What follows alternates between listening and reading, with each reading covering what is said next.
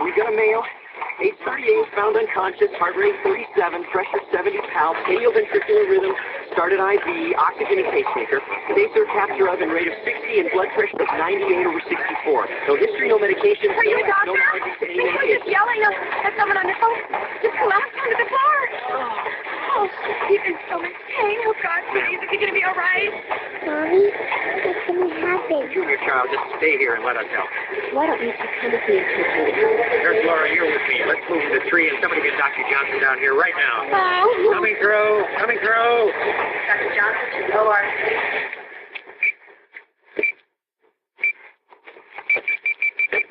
Doctor, he's defibrillating. Let's go. 200. Set. Clear. 300. Clear.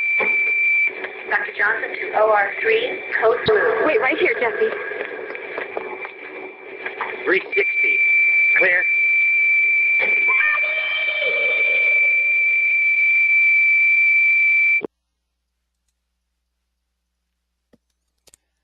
What you have just heard is a dramatization that plays out in hospital emergency rooms throughout our country each and every day.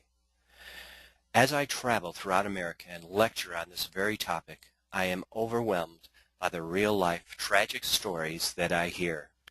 It is for this reason that I have declared war on heart disease and ask that you take the time to listen to this presentation from beginning to end and then join our crusade in spreading this life-saving information with others.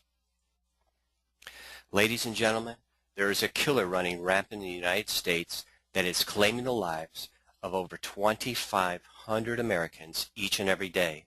Think about that for a second. 2,500 Americans. What is that equivalent to? That would be equivalent to a college football stadium in which 50 to 70,000 screaming fans attend on a Saturday afternoon. Every one of those fans dying within 30 days of heart disease. That would be equivalent to 6 747s falling out of the sky, crashing, and everybody on board dying. Or how about this? That is equivalent to 9/11 happening each and every day. You know, we're committed and dedicated to remembering that moment in American history, that tragic moment. Yet think about it. Could it be happening every day and nobody is talking about it? Ladies and gentlemen, heart disease is a merciless killer who has no boundaries. A heart attack can happen to anyone at any time, no matter your age, no matter your occupation, no matter your status in life.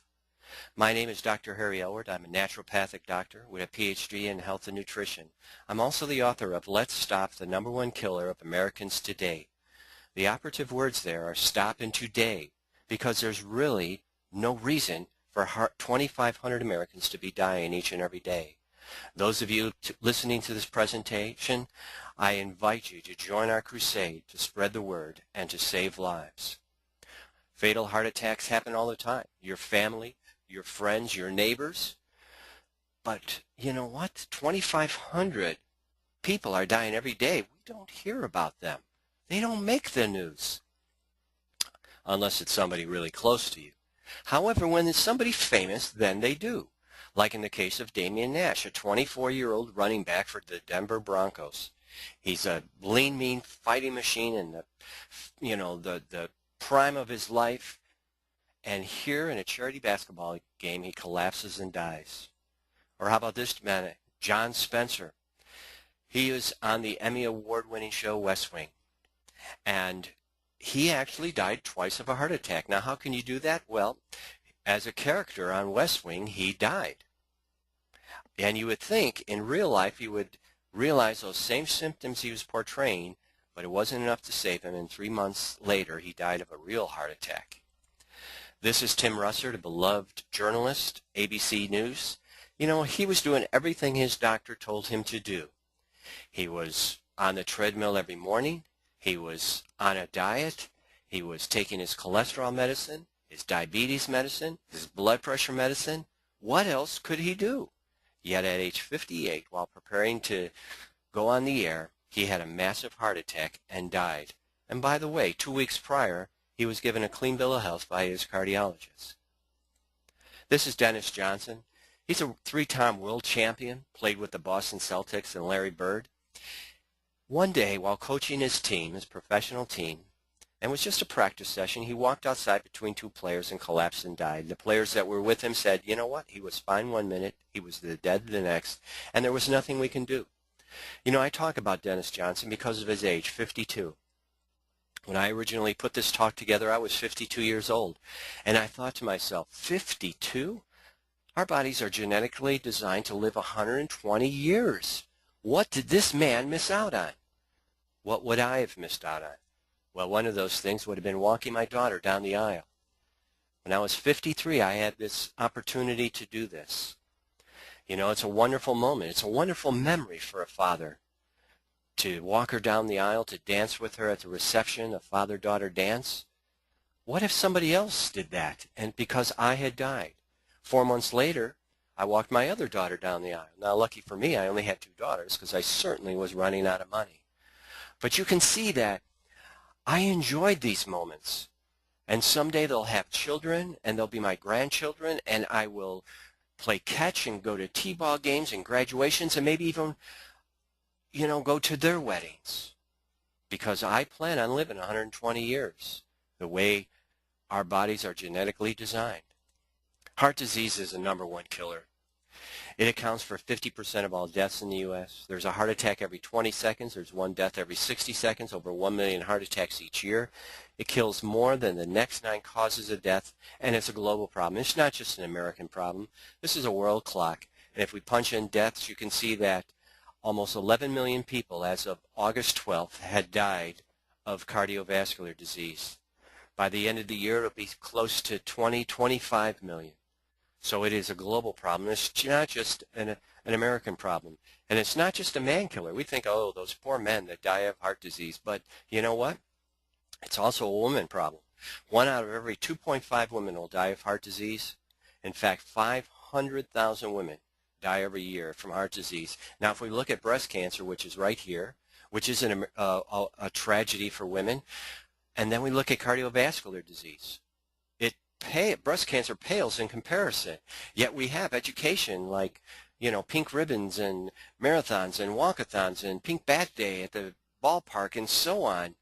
But nothing is being discussed about cardiovascular disease. Now, I think breast cancer is a tragedy, just ask this young girl.